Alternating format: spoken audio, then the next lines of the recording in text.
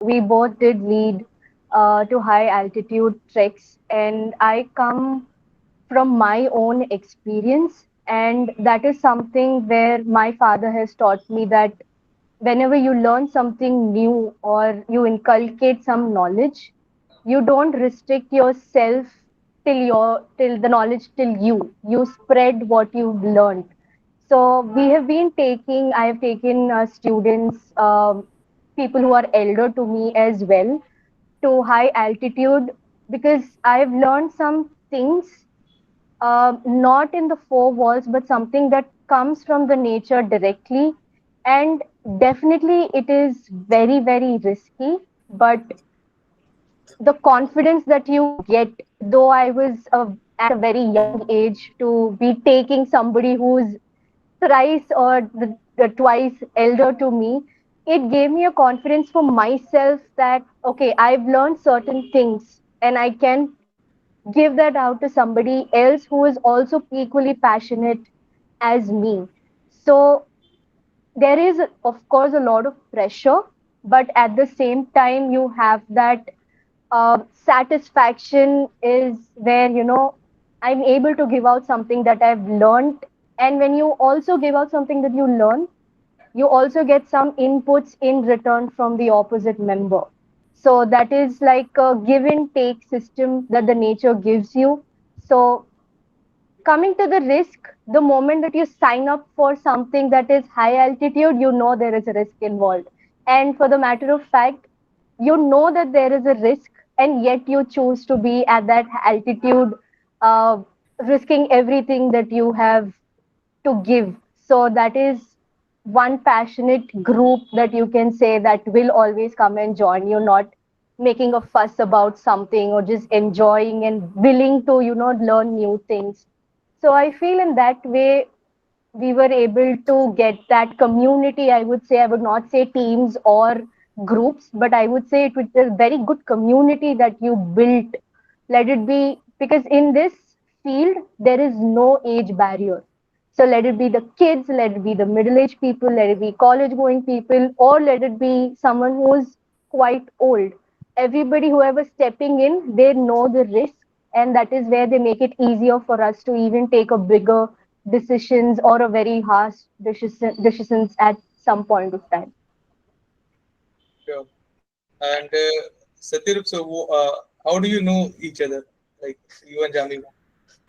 Yeah, so Janvi's late dad, he was a good friend of mine, and I saw like he was also a mountaineer. He was in Canada, I guess, and then he wanted her daughter to also pursue mountaineering, and of course, the journey became difficult in his absence now, but it doesn't matter because what mountains taught us is that it is not going to be a smooth walk in the park.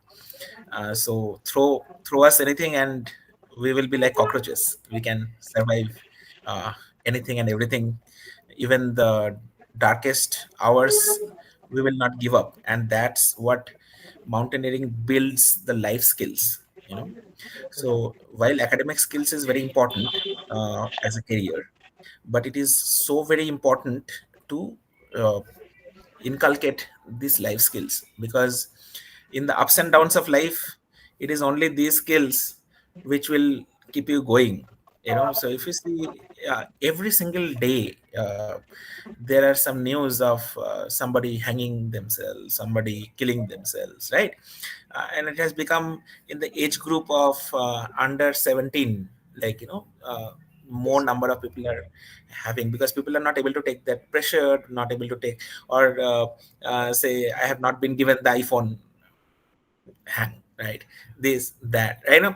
So when you go outdoors, it need not to be just mountaineering, or you go out of that mobile zone and interact with the elements, be it any sport or be it mountaineering. Mountaineering, I would say, because obviously I am an advocate of mountaineering, but it teaches you so much, and it gives a purpose in your life that you will be transcending beyond the normal things, then you will not get into those petty things and stuffs and all. You will see that life is much more than an iPhone or a marks in the school, or somebody told something, so that way, yeah. So I'm very happy to see Janvi here, and it's been long years since we are again meeting. I um, congratulate her for all her achievements, and wishing her all the best for the future expeditions. Mountains will be there, so no hurry, and you have a life ahead. Sir, Jabi ma'am just mentioned that age is not a like limiting factor in this. And what a better contrast than you two. Like Janvi ma'am started her journey at the age of 13, and you started your journey after you were working full time. So how hard is it to transition at both the ages specifically? Tell us about both of your experiences. Yeah, I think for me, I had no exposure of mountaineering before, and even though like I grew up in a small town in Bengal, where there was nobody heard about mountaineering except that we knew Tenzing Norge's picture in children's book of knowledge, holding something like one Yes. hammer or something, and with some mask, and that was limited to that. And even somebody would have asked me what is the height of Mount Everest, I wouldn't have been able to tell. So I think it doesn't happen like, okay, let me choose mountaineering and I go for mountaineering. Maybe that way, choosing mountaineering is not something planned. I don't know whether it works if you do it planned. It comes from accidentally. It came for me accidentally.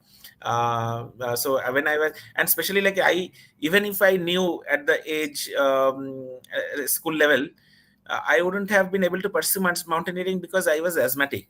So I used to carry my inhalers till my college days, right? So it is like an impossible dream to even think of mountaineering. So at very later age when it happened, I would say that there are advantages and there are disadvantages. Like, so I still remember when Janvi came to me first time, and I was little upset with Janvi when I asked her about, do you know how many camps are there for Everest and all. Obviously, like, at a smaller age, 12, 13 years age, you might not know where you are venturing into, or you might be heavily influenced by people around you, because it takes some experience, and this is a sport which requires a little maturity. Hmm. Yes, definitely you can I'm not criticizing Janvi, but I'm just saying, Janvi, I hope you take it in a normal thing. So there are a lot of decision making that happens where you have to take a call, right? You have to understand your body, right? In serious conditions, because safety is the first thing. If I die, then game over, right? Plus, if I can be a risk for so many people around me, right? So I think once we get a financial freedom, like working, that came, like, in forward of me. And then the decision making maturity was there, when to turn back, when to go ahead, rather than blindly following someone, like, hey, let's go now, so we go now, like, so you have to put your brain. So that way, I think it was advantageous for me, because I started late.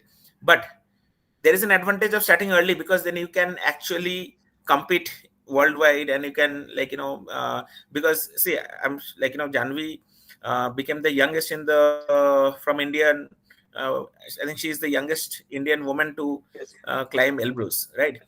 So though I'm sure that it doesn't matter to Janvi whether she becomes first or second, but it is very important to get the sponsorship, because we don't have uh, like, sponsors coming in like cricket or football.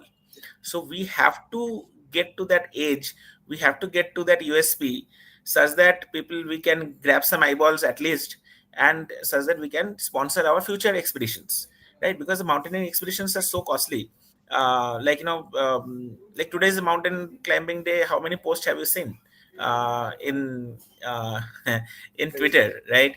So but even in a local football match comes and shows in the TV, right? So it is important, and I think when you start early also, it helps you to like, reshape your mind. I'm sure, like, see Janvi, compare Janvi to any of her counterparts, like, in her age group, Janvi has more life lessons than anyone else, right?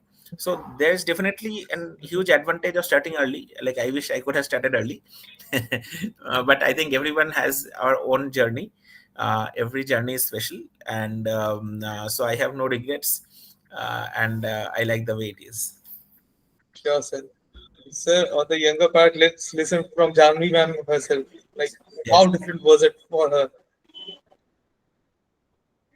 So, I have initially started, so the peaks that I have started when I was 12, that was the mission that I've started, that's the seven summits. So, Okay, before that as well, I was taken by my father. And then once I was exposed to what I was doing, like be the trekking or from a very young age, it was not that I got into this sport initially, but I was into different fields. I'm also a classical dancer. I'm a Bharatnatyam trained dancer. I'm also an artist. I am very good at sports. I was an athlete and I used to participate in all different sports in the school. And I also had mountaineering or trekking. I wouldn't say I was initially I did dived into mountaineering at first. That is not correct, but I started trekking. So that is where people get a lot of confusion because trekking and mountaineering are two different things. okay, And usually we say is that where trekking stops, there mountaineering starts. So when you start mountaineering, it's not only the physical or the muscle power that you need. So in mountaineering, especially, you need to mend your mind.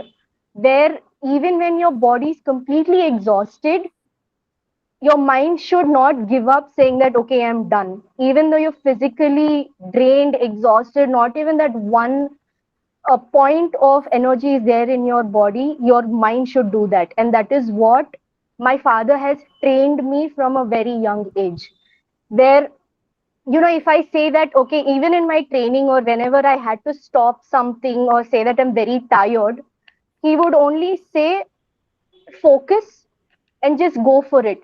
And to my surprise, even in my training, whenever I finish the number of sets that I'm given to do, when I stop using my physical strength and when I start focusing on what I need to achieve, my body is able to do two more sets of what I'm initially supposed to be doing.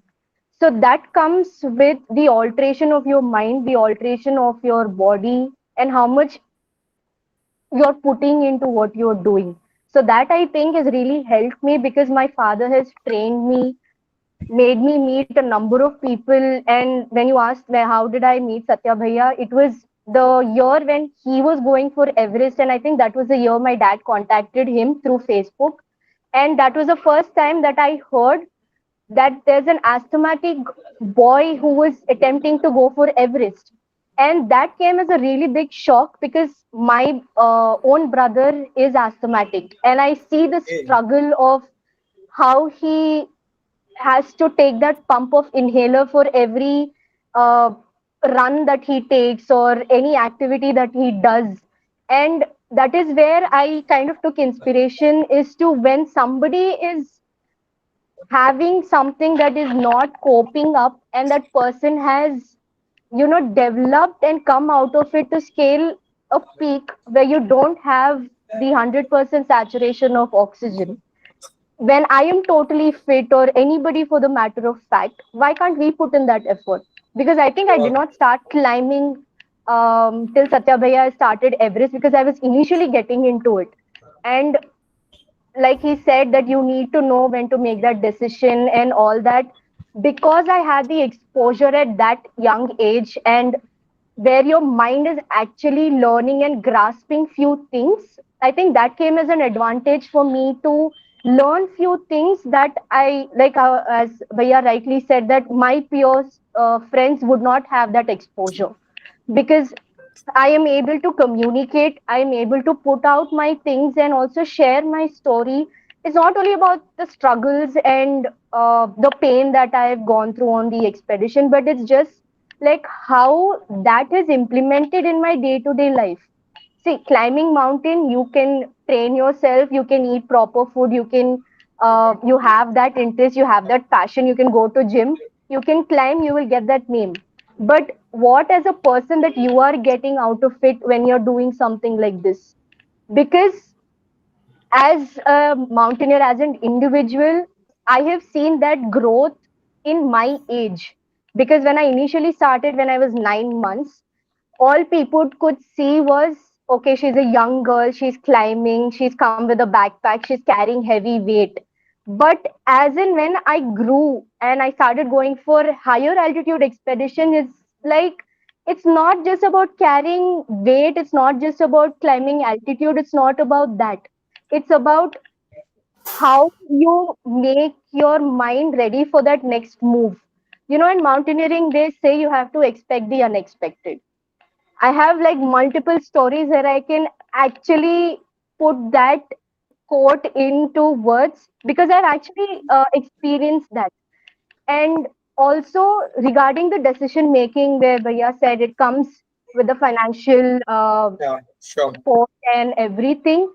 For me, or for anybody, whoever is financially stable as well, mountaineering is such a sport where it will drain every sort of, it is going to drain every sweat of your earning, everything, because you are putting your life out there and you will not compromise on safety, security, health, or anything for the matter of fact. Let it be your clothing, the footwear that you wear, the face mask that you take, the oxygen mask that you take, because anything that malfunctions there, your life is at risk. So we tend to invest so much of money, and that is where it goes expensive as well. So that decision making also, I was able to reach at a point where I had to make a decision for myself. And for the very first time in my life, that was my biggest mission in life. Bhaiya also knows very well because my dad wanted to be there. But unfortunately, he couldn't be there because he was bedridden and he was suffering from cancer. That's how I lost him. So I fell sick when I went for my Everest expedition in 2019. And that moment, I understood how important that one decision of yours is going to impact your life, your mission, and everything that is around you. Yes, there are goods and bads. Of course, there are going to be goods and bads. And that decision, what I made of turning around and coming back from Everest in 2019, I will never say in my life that I regret that decision, because I know for the matter of fact, after coming down, that I made the best decision ever that I've ever made by myself. Because in 2019, if you would have, followed the Everest expedition, that year was the highest record of death rate recorded in history on Everest because of the traffic jam. And I was feeling very bad. I felt that my whole world crumbled down because my father was dreaming of it, waiting for me to come back, where I fly my tricolor flag and all of the supporters, because it was very expensive, very hard. But then, after coming back and after I got to know the rate or the number of people who have passed away on that mountain, I stood for a second and I just appreciated myself for taking that decision. Because if at all I would have pushed myself, because I knew I would have pushed myself, but the mountain is not going anywhere. That is Yes, ma'am. clear from when we start climbing. When you get into the depth of climbing, the mountain is not going anywhere. But once you lose your life, it's the end. Whatever you have done so far is just going to come to a stop. So I feel very proud of myself. I usually don't, I'm not the person who boasts myself about that something that I've done. But this is something that I feel that, okay, I've learned something and I was able to take that, very crucial decision without the help of my father, without anybody around me who I call my own. So Ma'am, you that is deserve all the my praise in the world for that. I'll say that for surely. thank you. Yeah, and I think this is what, I think what she has covered is that embracing the uncertainties, right? And second is that decision making, and it is not easy to give up on such a high stake thing and turn back. So I know what it feels because I had myself turned back from multiple peaks, one as close as 35 meters from the summit. Oh my You know, God. but as she said, that I have no regrets because I know that if I lose my life, it's game over, and I resonate with her. I can always come back again. Plus, if I couldn't do that 35-meter, doesn't make me an excellent mountaineer if I have done that, and if I don't do that 35, I'm a failure.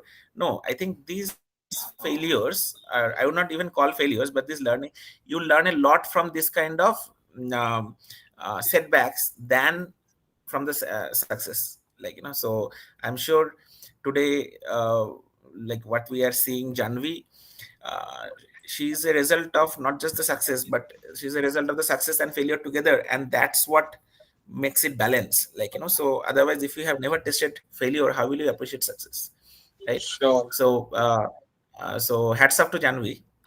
So I really feel so proud seeing you, and you are such a matured thought process person now. Like, so I wish I could have spoken like you at your age. So that also comes, with a Yeah. lot of experience when you meet people around the world.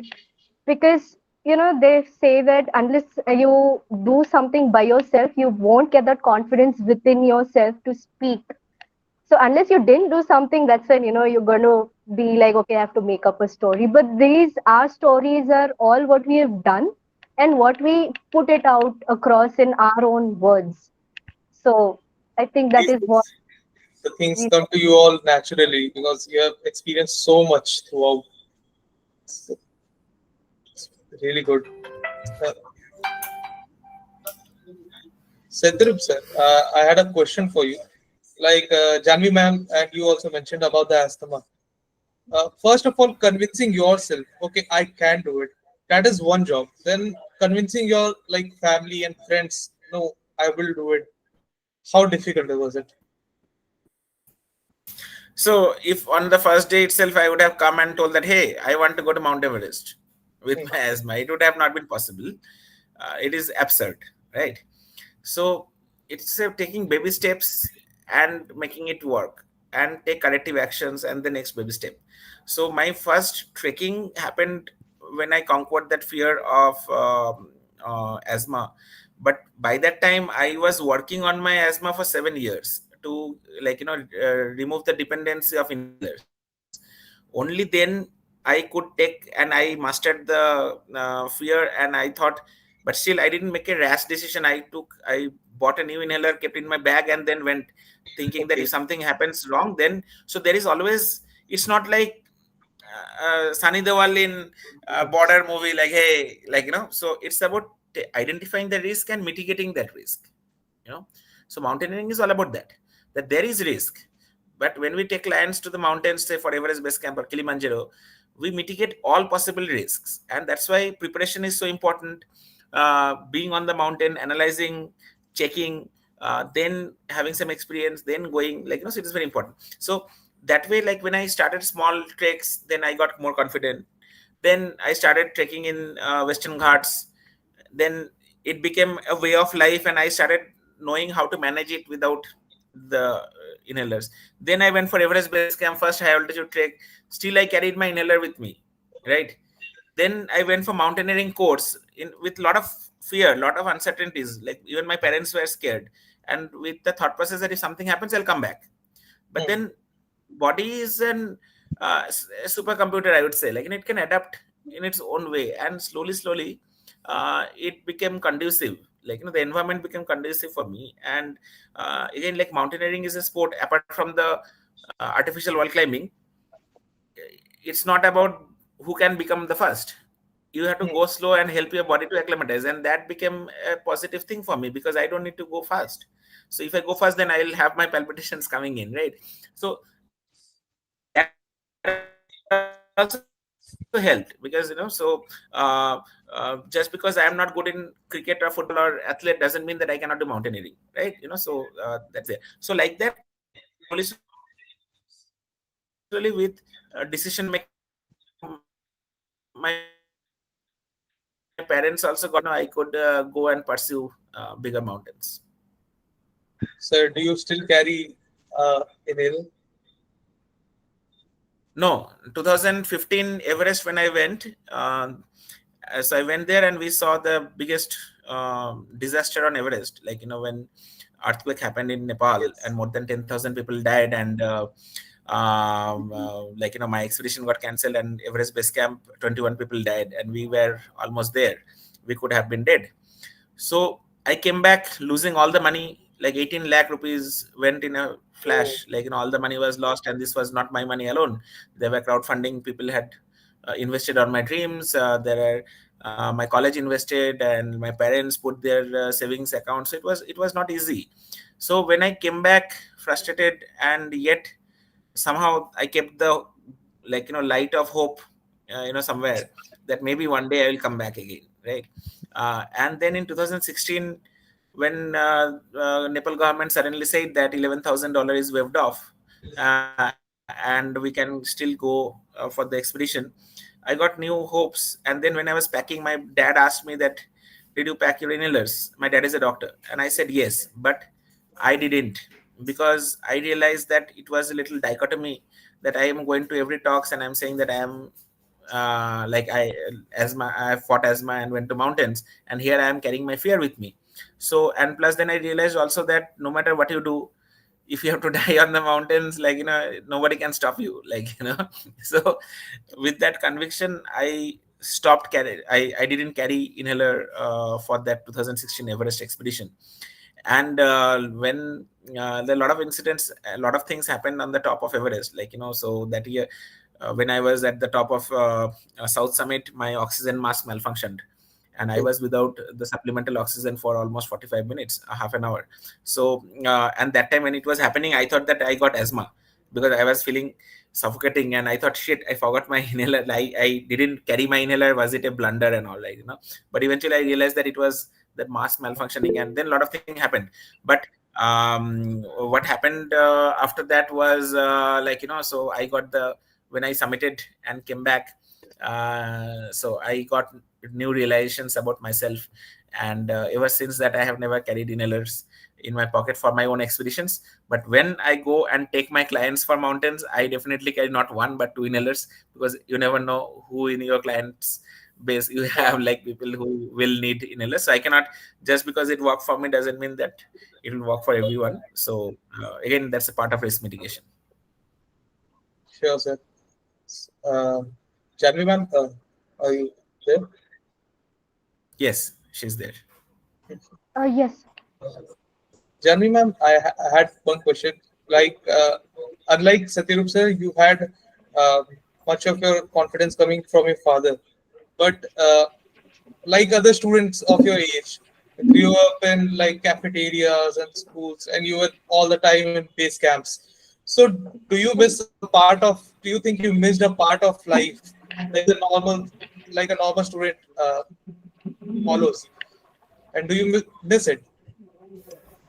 Well, definitely, I would say that I did miss because I was at that age where every teenager would like to spend time with their friends, go out, and then um, go for these birthdays and everything. But I wouldn't say that I regret, but I would say that I've learned something that usually others of my age would not get a chance or a pinch of what I have experienced or seen.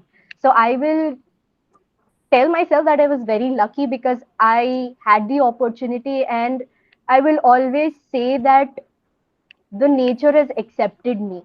So in that way, I yeah, it's not that I regret, but yes, I did definitely miss out. But at some point, you will also experience those things that you have missed because those things keep coming and going. But once you grow older, or once that phase of yours is crossed, of where you are actually in the learning phase, you might not get that back.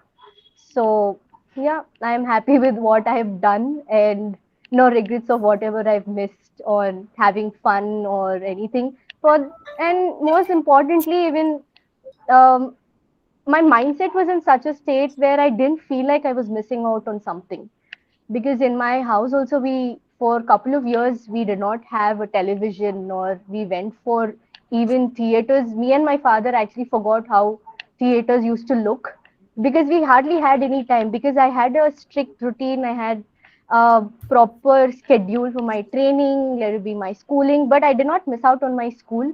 That my parents have made it very sure. Even if I had to go late because of my training, I did have a lot of support from my school. So I would say everybody played an important role in my life to for me to get where I am today. But yes, everything has worked out for me really well, and absolutely no regrets or that I missed something. Sure, Janvi ma'am. And Satyarup sir, on the contrary, you lived your very normal life. You had your BTech, you had two jobs, and then all of a sudden you get into this. And are you still in some way related to the corporate world, or it's just mountaineering?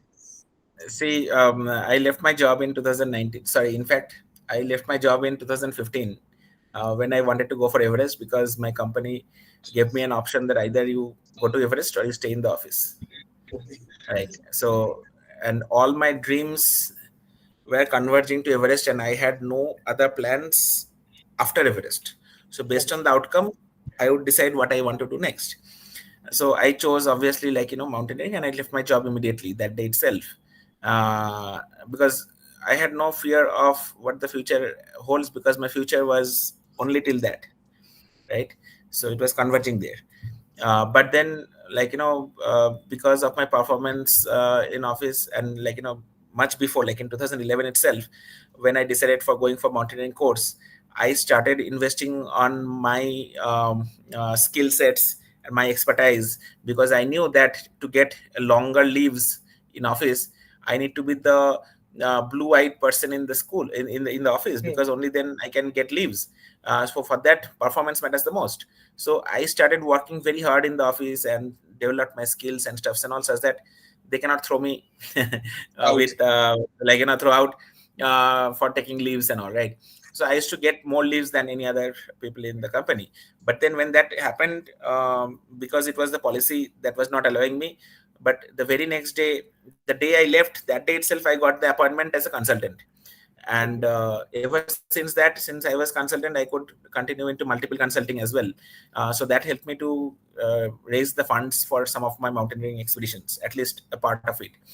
And then 2019, finally I realized that I am not doing justice to my mountaineering, or, like, the people, the number of people I can go and inspire, like, because every single day I had to take a leave, I had to, like, justify and all those things. And also I put a hard stop of full-time job.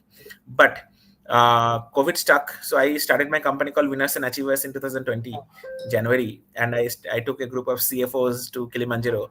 And as soon as I came back from Africa, the COVID started, and I was feeling like, oh my God, I had so much loans on me. Like, I took 76 lakh rupees loans when going for my South Pole and my Antarctica expeditions and all. So there, I didn't wanted to go back to corporate job again, but then I got an opportunity to do consulting for some US farms and all. So I could parallelly pursue my passion and do my technical stuffs, which actually was good, because I didn't have to give up on my technical skills or analytics skills. So the whole of COVID, I also did my HR analytics for Swiggy, one company is there. And then even now, like, so I carry my laptops in the mountains. So I do consulting for angel broking now in the HR analytics. And now I'm also doing some projects for sugar and spice, because this helps me to pay back my loans, what I took for my, because I have to be practical, because bank is not going to waive off my loans because I did my world record or something, because this is not Olympics, that, so when we heard in Olympics you get this, you get that and stuff and all. So here there is it's a thankless job, and I don't regret as well, because I have never come to mountaineering thinking that someday government will give me an award or give me this and that and all. So it was my choice, it is my responsibility, and it is my informed decision that I have taken, and I knew the path will be difficult, and I have no regrets for that, because it's also a way of life, and it is like a life that we chose, right? So that way, yes, I love coding. I love putting my mind into some things, but parallelly, I also want to go to my mountaineering expeditions personally, but I also feel that I should take people to the mountains and give them what I have experienced, the what life-changing things has happened for me because of the mountains. So I help people to go to the mountains. So recently, I came back from a Kilimanjaro expedition. Like yesterday, I came back and I took 10 people to the top of Kilimanjaro, out of Wow. which one was 69 years old man Oh my and God. one was 66-year-old woman. So I feel very happy in making someone else's dream come true. So so that way, yes, I love what I do. So you're skilled all around, and that helps you in both of the journeys as a corporate and like the mountaineer. Yeah, so it's also keeping the mind sharp, and you also contribute to the society as well, and so yeah. Yeah, sir. Janvi ma'am, Satyarup sir, I have a small rapid fire. Okay. So I request both of you to just open your mics, and this is this or that.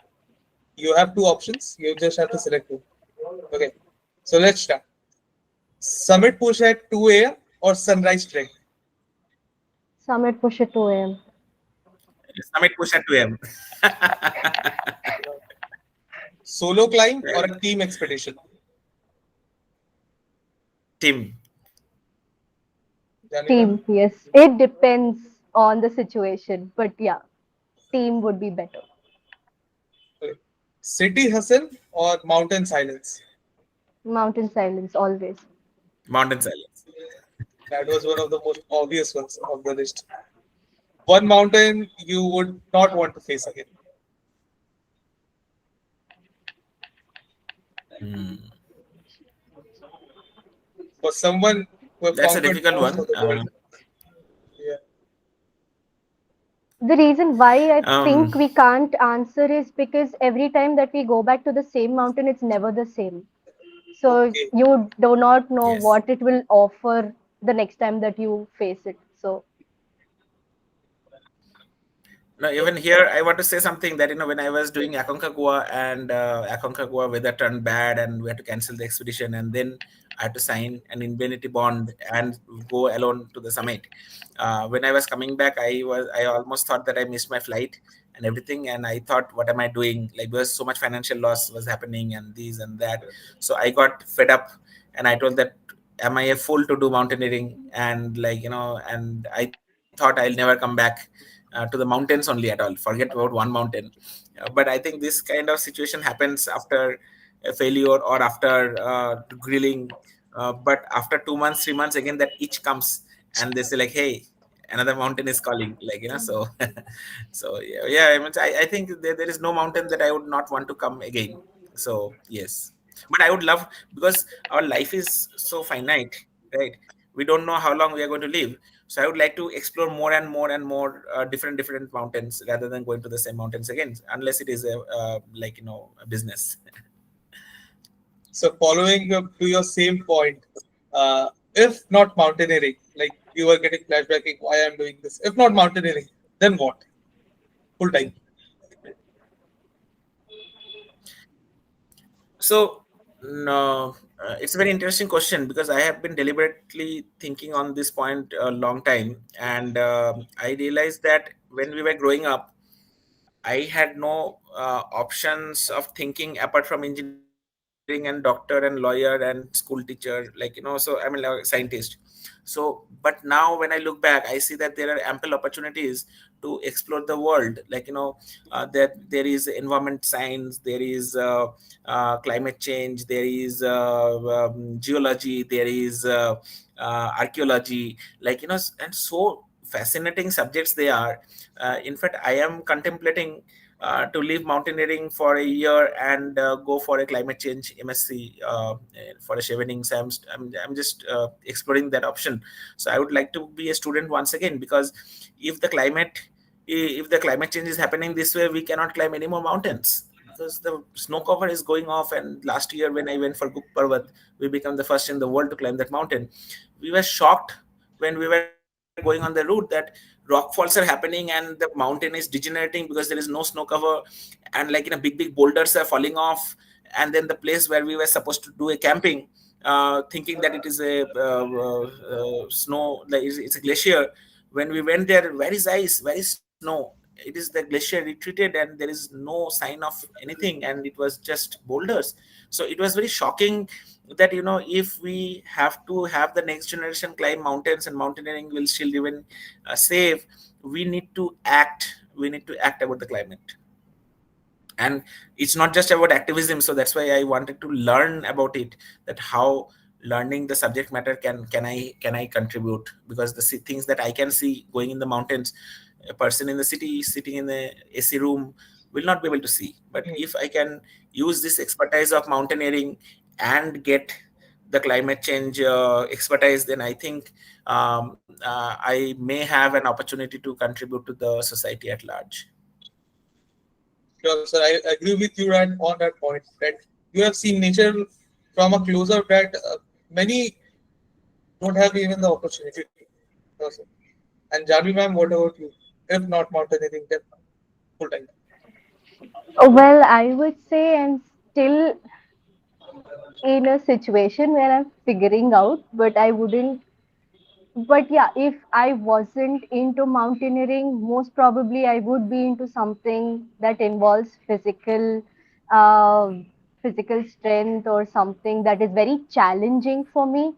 And there's nothing that I can actually think of if not mountaineering. What else? Because that's all I've come up with, and I've grown and brought up with that environment from a very, very young age. But yes, at one point I felt that, okay, I'll become a doctor, because when you have a doctor at home, you intend to say that, okay, I want to become a doctor like my father, because my father was a doctor, so that was there. But I think that quickly just vanished off the moment I got into this. So yeah, that Satyarup, shuffling sir, you path. to relate to that doctor point? Yeah, well, as a kid, my dad is a doctor, so I always thought that I'll become a doctor. Eventually I ended up becoming an engineer. And then I became like today I'm a mountaineer, tomorrow I don't know. We have one life. Tomorrow you might see that totally that something else resonates with me. I will just leave everything and do that. Sure, sir. And uh, on the day, like today's National Mountain Climbing Day. Okay, so in a country like India where adventure sport is still emerging, right? It's still a bit slow at start. So, what mindset or change you wish that you could bring among the youth and most importantly the parents? Yeah, What? it's a very difficult question because, see, today religious tourism has come in a big way. We have seen Kumbh and we have seen this and that, and it is definitely adding to the economy of our country. So, where there is money, there will be policies, right? So, we have to see that how can adventure sports also contribute in a huge way to the Indian economy. And there is a huge possibility of adventure sport contributing to the economy, because see, Nepal is such a small country.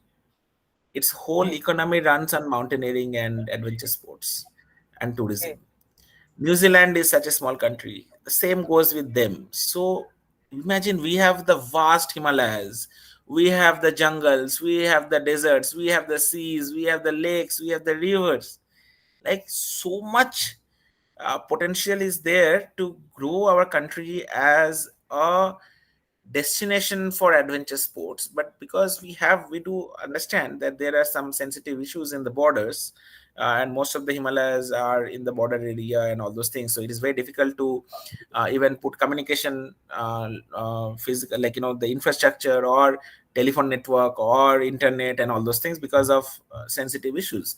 But I am very hopeful that India, like if the senior bureaucrats, they can think in those lines.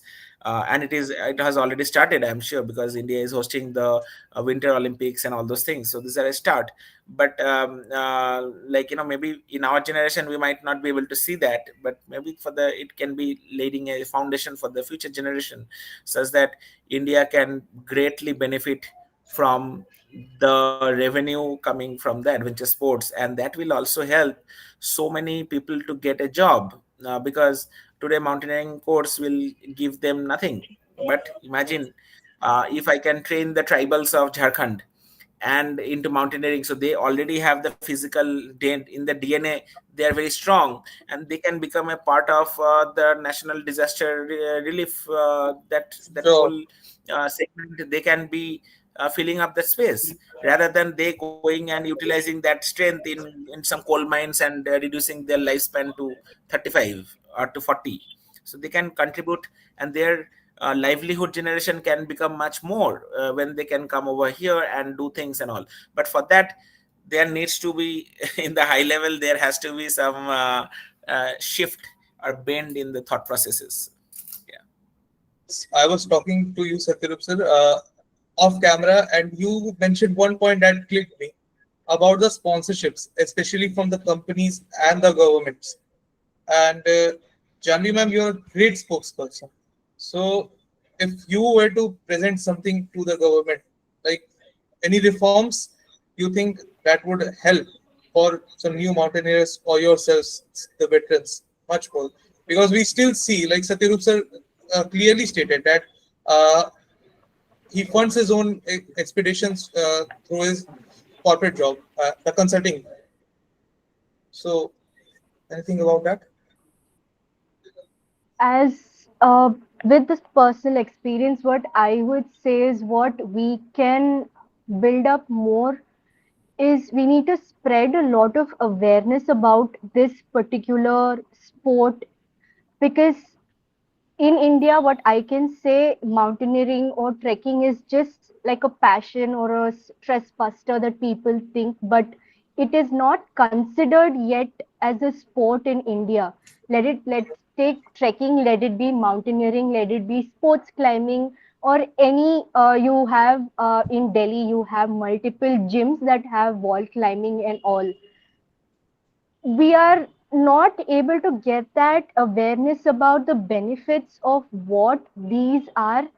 And honestly speaking, I'll be very blunt. When you go to the government as a individually, when I went, I was not given the sponsorship, but what I've seen is, irrespective of mountaineering sport, if you see any other sport also, if someone has bagged something or achieved something, that is when the government comes ahead and says that, okay, this girl, this boy is from my state. Why not help that sports person initially when they're actually in need to be in that place, and then obviously you can take that that fame or whatever name that you want. But we as sports people, we always want that one support. Okay, there's somebody backing up, though it is an individual sport, though it is our passion, but we represent something and we represent our place from where we are coming, because all of those essentials is coming from that place that we are coming from, and all of those things are given or provided by somebody. So give that little push. We are trying our best as a community, as a mountaineers community, to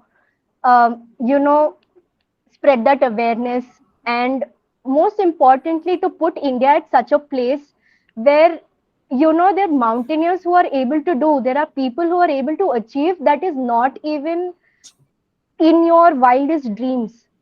Because I've seen, even when there was no awareness, not one person in my society knew that there's something, that is, there are high mountains. Apart from Everest, there are other mountains. Because I've learned about so many mountaineers who've lost their life, and yet our government still doesn't recognize them. And one person that I look up to from a very young age is Mandi Mastan Babu sir. Hmm. If anybody knows that there is one fastest person from India, from my own Telugu state, who has climbed 7 summits, and he has recorded the fastest 7 summiter from India. And he's the first 7 summiter to finish it in such a small span. I think he finished it in 172 days or 182 days, in that span. And we are still struggling to even get there, you know, and people don't know those kind of people. And he is a triple IT person, he is a triple IIM person, he is well educated, but all of his struggle, all of his achievement is nowhere to be recognized. So, we need to get that thing out. And me, as I've started for the Indian girls, because we have always looked down. Okay, girls cannot do this, they're not supposed to be doing this, or certain things that they're not supposed to be doing. But I have taken up as a thing where I want to break that barrier. Whenever someone says that, Indian girls are not supposed to do this or they cannot do this, I want to stand as as a breaking barrier for them, that no, you are wrong. We need that support, we need that confidence, we need that motivation to get there where we are. And the students also that I've taken, they Under have JJ made Foundation. correct. That's absolutely right, because I've taken for Everest Base Camp, and we have been in the records of being the largest contingent to um, take school students of 26 students from the age of 7 years to 16 years of group of students from Hyderabad. And we can forget about the hard work and everything that they have done. The thing that what parents are appreciating is the after expedition changes in their behavior, in the way they were doing things, and then the way they were handling things around them. That person was not the same, because once you enter into this field, let it be a small peak, high peak, let it be an expedition, let it be the most difficult peak, I believe that that expedition or that trekking, that 7 days, 15 days is going to transform you. I wouldn't say it changes you, because change will also, you know, have a difference. You can get back to what you were doing before. But transformation is something that you evolve from one person to another person. So we need to get all of these things out, and tell the world that there is something that is benefiting out of this. Everybody wants to spend money on cricket, this match, that match. There's nothing wrong, there is nothing wrong in it. But when somebody is actually putting in that effort, trying to bring out something that is new and going to evolve and change. And I'm very happy for the fact that from the time that I've started, let's say 2012, 2010, at the stage where now people are in India and who all are climbing, there's a lot of awareness that people have got. They know that okay, there's something known as 7 summits. First it was Everest, then came the 7 summits mission, and then now the mission is where people are getting this craze of climbing the 14,8,000 peak, which starts in the Himalayan range. So you see that change, and that's lovely to hear, because you can see the change in the fraternity, you can see the change in the community, and also where some of them are also competing in the sports wall climbing, because that is going to be inculcated in the Olympics as well. So we have highly talented climbers, physically fit, from villages, from cities, and who are actually investing their time and money to be in something like this. Because once you get that taste from all your chaos in the work, and then you get that taste of that stress buster and that relief, you would always want to go back to that. So Sure, ma'am. all we can do is spread the awareness, educate one another about this, and especially spread the awareness of the environment, because we are going to be there in the future. And if we are not going to take care of it right now, I don't think the mountains that me and Satyarup Bhaiya has climbed now is not going to be the same at all. Either they're not going to find any snow, or they have to climb on just the rocky patches. But yeah, we need to save everything that we have at the most. Sure, man. Surely. So And here also I would want to bring one more point here that see mount adventure sports or the mountaineering, I would say, is not a competitive sport. Okay, okay. but imagine if it was a competitive sport, like people should drag everyone down and go, and there would be a huge risk of life, right? We have to appreciate it in that fashion. Now, because it is not a competitive sport, it is not under the list of CSR sports. Like, so most of the other sports gets funding from corporates because Hmm. those sports are listed under the competitive sports and that are played in Olympics. So mountaineering is not among that, so that's why we don't get the CSR funds. Also, even the companies wants to spend on us, they will not be able to. They can only do from the marketing budget, right? That's So this is absolutely something right. that I wanted to use this platform to raise that awareness, that if government can think to include mountaineering also under the CSR, that would greatly benefit and solve a lot of problems. Surely, sir. I truly hope government of West Bengal and government of India listen to these things. Yes. Yeah. Sir, as for the concluding question, because we are running out of time, I have the same question for both of you. What next in the next 10, 5 or 10 years? And as a fresh graduate, some I am someone who is in the final year, and I have some of my friends who are like, "Yeah, okay, I'll do mountaineering and I'll climb some mountains and all." What would you suggest to them who are not very financially stable? Like they're good, but not very financially stable. Satyarup sir. I would say that first build on two things. One is the fundamentals, get more experience, get more skills, and the second is the make yourself financially stable, such that you can fund your own things and all. And then the bigger chunk or the question is that why do you want to climb these mountains? Is it for that selfie at the top and that you want to brag about, or is it about what? So when you have a deeper purpose, when you can attach a deeper purpose to your climbs, then the climb becomes more meaningful and it will be more satisfying. Otherwise, one barrier, you will turn back and you will never go back again. So when everything, when you feel like everybody, every cell of you is telling that no, I can't do it, that time the higher purpose comes into picture and you take that next step, right? That why, you need to define that why. So if that why is defined, if it is not, no worries, but try to figure out and attach more purpose to it. And maybe you can go to the mountain being an artist, you can go to the mountain being a glaciologist, you can go to the mountain thinking from the botany side of it, to the wildlife side of it, to the photography side of it. It has everything. So you find out your niche, what resonates with you, and what inspires you, and you can, the mountain has that for you. So my only advice is that just stick there. And it's not about that, it's very costly or something like that. The mountains is just depending on your budget, you can always go to Indian mountains, which are much less costly than going to say doing the seven summits of 48,000 meters and stuffs and all, right? So I think no matter what, if you have the love for it, if you have the passion for it, so grow, do everything that can develop your passion, then rest everything will follow. That's it. Say your plan for the next 5 years, 10 years.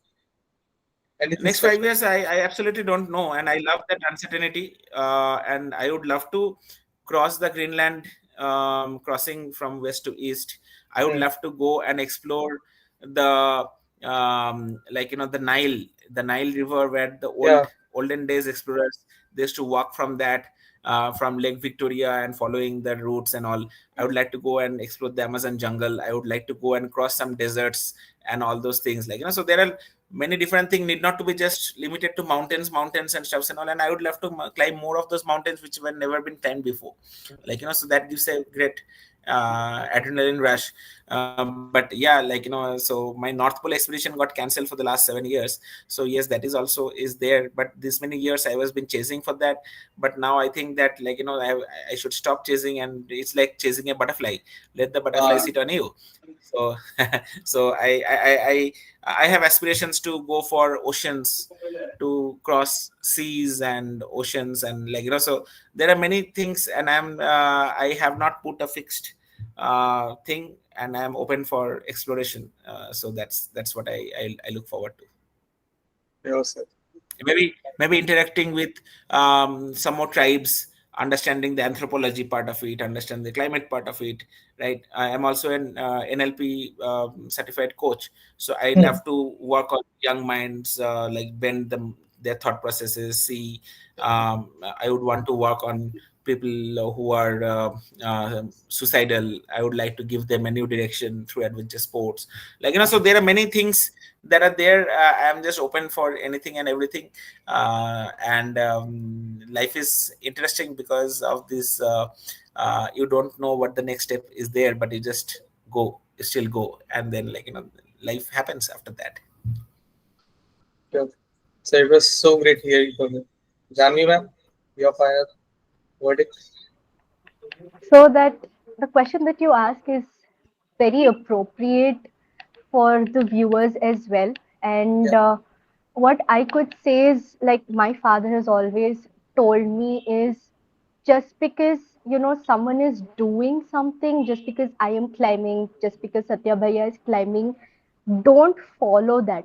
Ask yourself, as Bhaiya rightly said, why do you want to do that? See, if you are going to put in that interest seeing somebody else, you will not be able to do it fully or heartfully. You will just be like, okay, try karte hai, and then just leave it. But ask yourself, why do you want to do it? And see where it's taking you, because anything that you do needs to benefit you out of it. So see what you are improving there, what you are getting benefited out of it. And also, I would say, if you want to get into it, don't go by just these random stories that you hear, that okay, this is going to happen at this point of time, that is going to happen at this point of time. Because even in the mountaineering movies, half of them, they will not do it. It is not true. That can be some of the other effects. So until and unless you know what actually is going to happen there, train yourself, train your mind. I would say meet a number of people, especially when you get into something that you want to start, or you feel like, okay, this is something interesting and I would like to explore it. Until and unless you feel that, okay, I have that enough knowledge, I don't think that will give you that satisfaction of being at the top. Hmm. When you learn everything, when you learn about the mountain, when you know the height, when you know what camps are there, you get excited. Okay, I'm going to watch this, I'm going to see this is what I'm going to experience. you it's just not about the mountain. Search about that place. I've been to Nepal so many times, and I love that country so much that I just want to settle there, because the people there, they are so down to earth. You will not find those people anywhere in the world, because they care for what they have, they nurture what they have, and that shows in themselves, as a person, as an individual. And that is something that we need to build in. You just don't forget your roots. You can be a very great person, you can be anybody. Even on the Everest Base Camp trail, you will find big CEOs of big companies, the heads, the VPs, or you just name it, but you'll not identify them, because where you are, that place, that nature doesn't differentiate who Hmm. you are and where you're coming from. Everybody is very equal. You cannot be superior there. The moment you are superior, your downfall is started. So be ground to earth, learn what is there, because every step is a learning and there is no end for learning. That I will definitely tell And that is what my father has taken along with him, because he's been learning till his last breath. So, like my father has also been telling, because I've traveled a lot with him, especially for parents, just because you did not achieve something, don't put that onto your children. They are going to have a lot of burden on them, and let them explore, let them try out new things, but you need to be behind them as a guardian, as a person who is able to guide them towards something. It's their choice as to what they want to do. You tell them what is right, what is wrong, because that's what my father has done. I've gotten options of choosing what I wanted to do. And that is where he put in his support and his confidence in me so that I can be here today.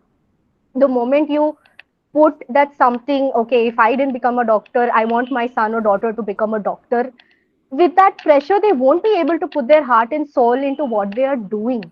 So just because, like I said, just because you've seen somebody doing, okay, they're achieving this thing, they're getting some lump sum of amount, they're getting this fame, or they're getting something that you feel that is very attractive, ask for yourself if that is really that you want, or is it really that your heart is saying, okay, I want to do this, I can do this. But if you think, okay, for a minute as well, why, or will there be any problem or something, that means your mind or your subconscious is still telling that, okay, I need to still think about that, or I'm not very sure. But you can give it a try. If it is not for you, don't force yourself. But if it is for you, you don't have to go to some peaks where you have to, you know, do do a very technical climbing or anything. Go for that 5 days trek. Go for that 3 days trek. You don't go need to go all the way outside the country. In Maharashtra, Maharashtra is surrounded by so many of the peaks. You just go weekend, start by weekend, one night, one camp. Then you see if you're able to invest that same amount. You don't have to worry about the amount. You need to invest time. That is very crucial nowadays. So if you're able to invest that time, automatically your mind will say that, okay, I can invest my money as well, because something that you're liking to do. You can go for 3 days camp, and then you can go slowly, you can go higher up the north. There are so many beginners treks. Yes, so many things that you can do. Nowadays, we have this craze of people going to Pahadiyon mein, then, taking reels and then shooting, because social media is also portraying something like that, where you're having fun. So some people do it for fun, some people do it for passion, some people do it for work stress relief, some people just want to go, just be there, just have that peace of mind. And some people, they leave their corporate and just want to go live in the mountains. Some of them have also settled there, started cafes, started businesses, because they've seen growth. So there's so many things that you can explore. Try sports climbing, you can go for bouldering, you can go for, there's so many different uh, sports which is included. There's so many different things that you can explore in trekking and mountaineering as well. So there's no end to it. And just remember one thing: if at all you feel that there's nobody, if at all anybody is already there at the mountain, because this is a one-man sport. That's what we have learned. Like any other sport, there is nobody around you who's going to cheer you when you reach the summit. Nobody's going to pat your back and say, okay, come on, you can do it, you just last step. So everything is on you. So you need to cheer yourself, you need to clap for yourself. And the moment you experience that, I would say in life, you can just achieve anything that you ever question yourself, that can I do this, or will I be able to do this? Because at that time, your mind and you are just together. So if you can think about it, then there's nothing that can stop you, or there's no place that you can't go. It's just not mountaineering, it's just life. Thought is limitless. Sure, ma'am. Absolutely. Thank you so much, Satyarup sir and Jami ma'am, for joining us with today and making our first episode of Athlete Tales successful. on the occasion of National Mountain Climbing Day. Uh, I would also like to thank all my viewers joining across YouTube. And this has been your host, and Jaahnavi ma'am and Satyarup sir. And now we bid goodbye. Thank you all. Dilashwita, you can go Thank on. you. Thank you so much. Thank you. Bye. Bye. Thank you, ma'am.